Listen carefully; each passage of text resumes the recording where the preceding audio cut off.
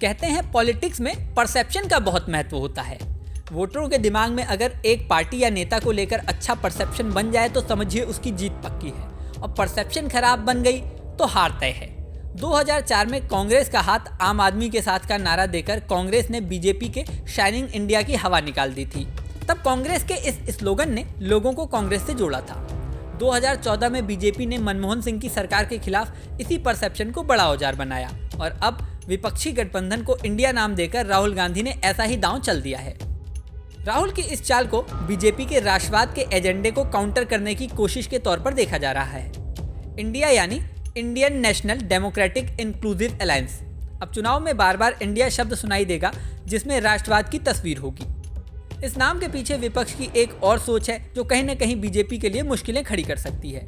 दरअसल बार बार इंडिया का नाम लेकर विपक्ष पर हमला करना बीजेपी और उसके सहयोगियों के लिए आसान नहीं होगा। राहुल और ममता ने तो पहले ही दिन बीजेपी को इसकी चुनौती दे दी है।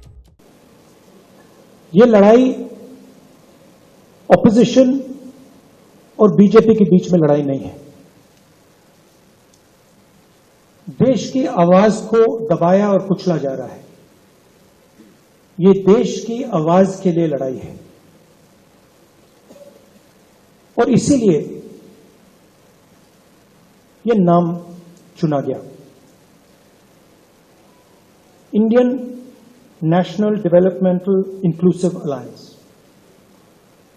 मतलब इंडिया। लड़ाई एनडीए और इंडिया के बीच में है, नरेंद्र मोदी जी और इंडिया के बीच में है। हम लोगों ने आज सब मिलके एक रियल चैलेंज लिया है। डिटेल्स खड़गे जी ने आपको फुल फ्लेजेड नाम बताया, लेकिन इसका शॉर्ट फॉर्म में होता है India. Let us challenge India. NDA, can you challenge India? Bhajpa, can you challenge India? कहा जा रहा है कि इंडिया नाम राहुल गांधी की सोच है।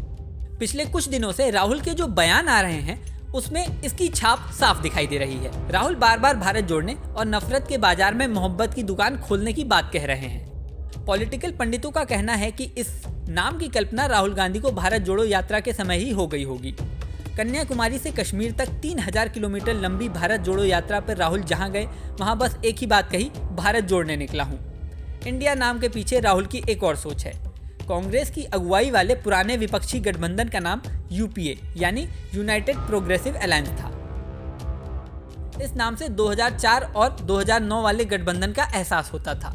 उस समय की यूपीए सरकार में कोल स्कैम, 2G स्पेक्ट्रम, CWG जैसे कई घोटाले सामने आए थे। राहुल नहीं चाहते थे कि जिस नाम से कांग्रेस की छवि खराब हुई, 2024 में उसी नाम के साथ चुनावी समर में उतरें। सोच नए नाम और नए जोश के साथ मोदी को चुनौती देने की थी। यही वजह रही कि नीतीश कुमार के विरोध के बावजूद राहुल गांधी इस नाम पर अड़े रहे और आखिर में सबको राजी भी कर लिया। हालांकि बीजेपी ने कांग्रेस के इस दांव का भी काट खोज लिया है।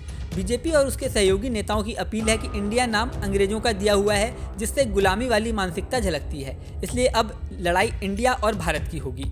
हालांकि विपक्षी गठबंधन बीजेपी की इस सोच से एक कदम आगे निकलती दिख रही है।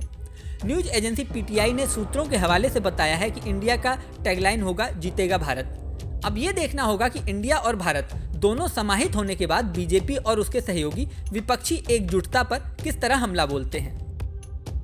इस वीडियो में फिलहाल इतना ही। जल्दी नया वीडियो लेकर आपके सामने फिर आएंगे। बने रहें न्यूज नेशन पर।